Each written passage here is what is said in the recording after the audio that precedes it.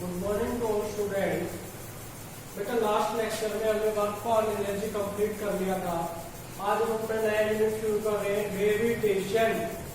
Gravitation में सबसे पहले मेरे को पता होना चाहिए, आपकी यूनिट का ही नाम है ग्रेविटेशन, तो आपको पता होना चाहिए व्हाट इज ग्रेविटेशन। ग्रेविटेशन क्या है? इस वर्ल्ड में जितनी भी बॉडी है, हर एक बॉडी को अर्थ अपने सेंटर की ओर क्या कर रही है?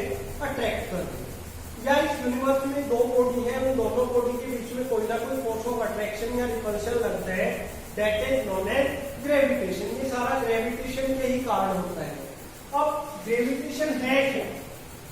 Every body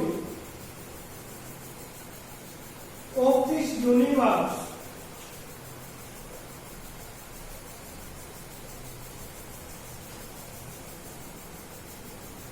attract another body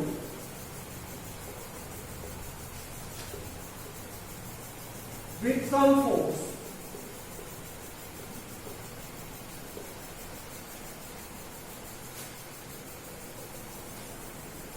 Is known as gravitational force.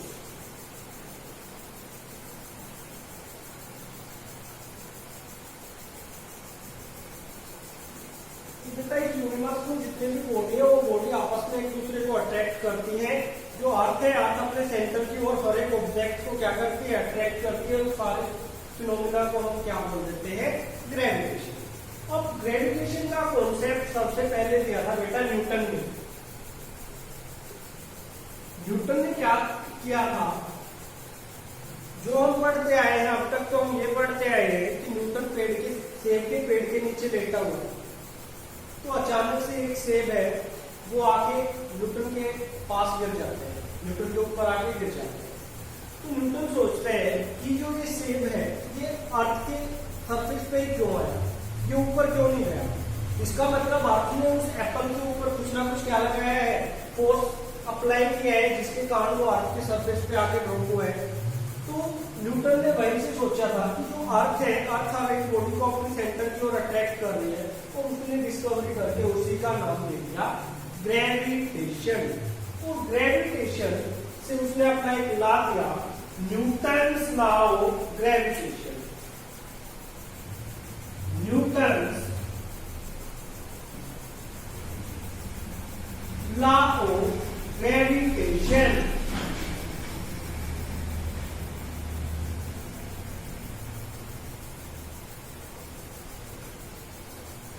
Newton law of gravitation में क्या था बेटा? Newton law of gravitation, Newton law of gravitation में क्या था?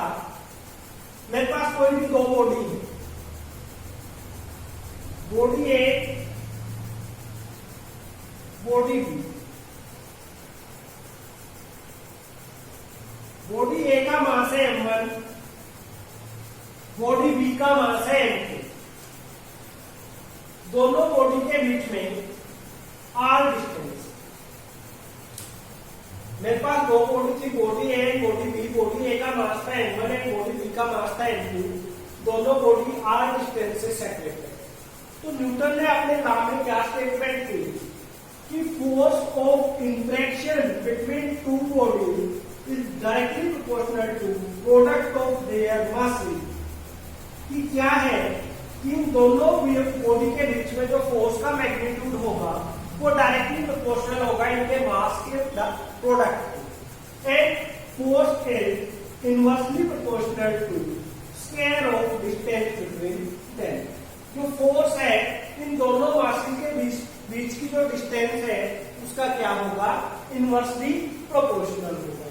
तो इसने क्या स्टेटमेंट दी थी? सबसे पहले हम स्टेटमेंट डिस्कस कर रहे हैं। स्टेटमेंट क्या थी?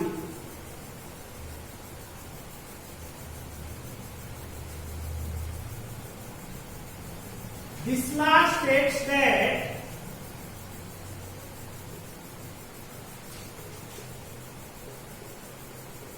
The force of interaction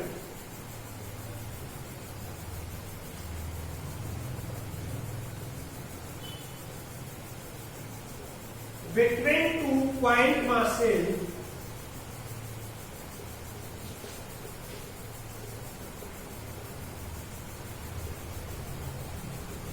is directly proportional to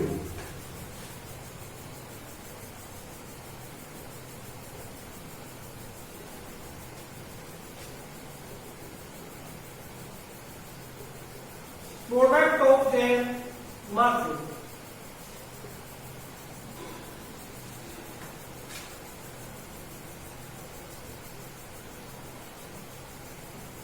And inversely proportional to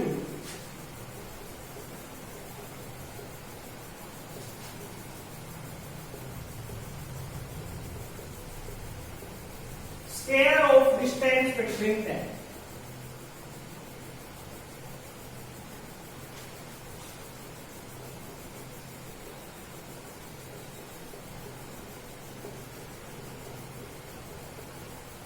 क्या कहा इसने कि जो फोर्स है मैं अभी बता के क्या था F डायरेक्टली प्रोपोर्शनल है Q1 into Q2 F is inversely proportional to 1 by R square इसको मैंने F is directly proportional to M1 into M2 and F is inversely proportional to 1 by R square. Combining equation first and second equation number first और second को जब मैं combine करूंगा तो force is directly proportional to m1 m2 divide by में r। अब देखो directly proportional के सिंबल को हटाने के लिए हम कोई ना कोई प्रोपोर्शनलिटी कांस्टेंट लेके आते हैं। वो प्रोपोर्शनलिटी कांस्टेंट क्या होगा यहाँ उसको मैंने एज्यूम किया g। F is equal to G M1 M2 divide by में R square. F is equal to G M1 M2 divide by में R स्क्वायर। जो मेरा G है यहाँ G है प्रोपोर्शनलिटी कांस्टेंट। प्रोपोर्शनलिटी कांस्टेंट और इसका नाम है gravitational constant. Gravitational constant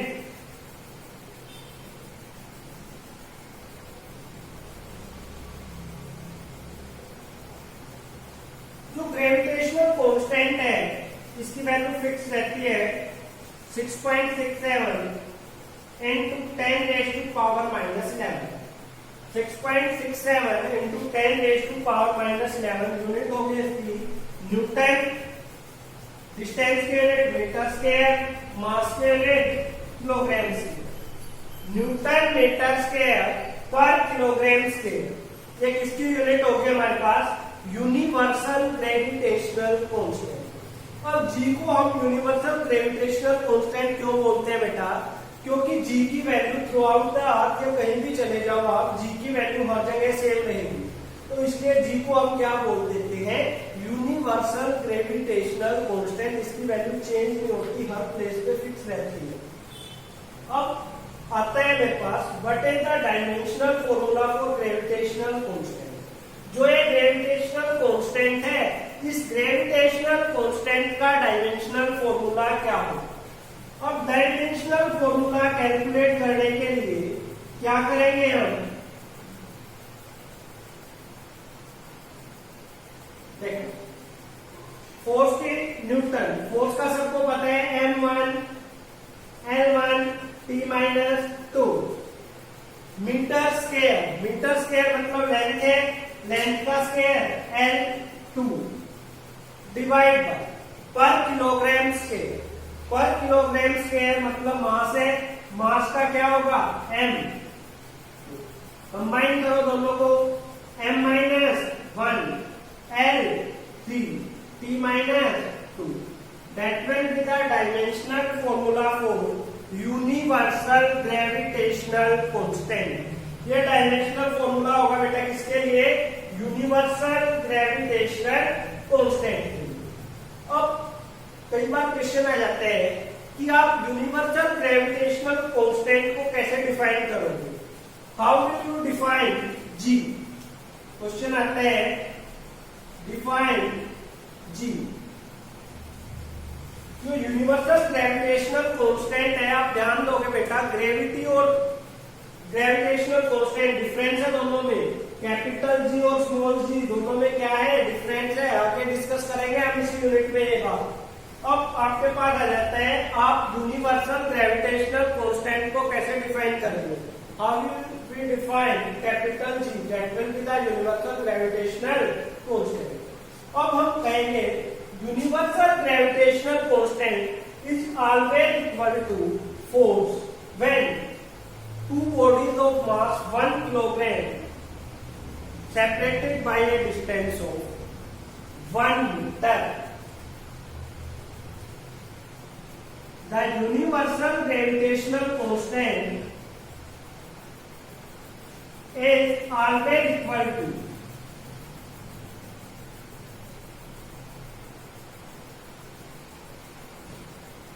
force applied, force between two bodies having masses of 1 kilogram and separated by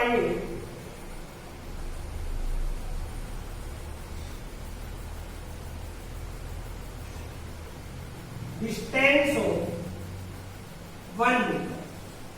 देखो, अगर आपके पास m1 की value is equal to m2 is equal to 1 kilogram हो बेटा, डिस्टेंस की वैल्यू हो 1 मीटर, तो उस केस में f की वैल्यू किसके इक्वल आएगी, g के इक्वल आएगी कि gravitational force is always equal to gravitational constant जब मास 1 किलोग्राम के होंगे और दोनों के बीच का डिस्टेंस कितना होगा, 1 मीटर।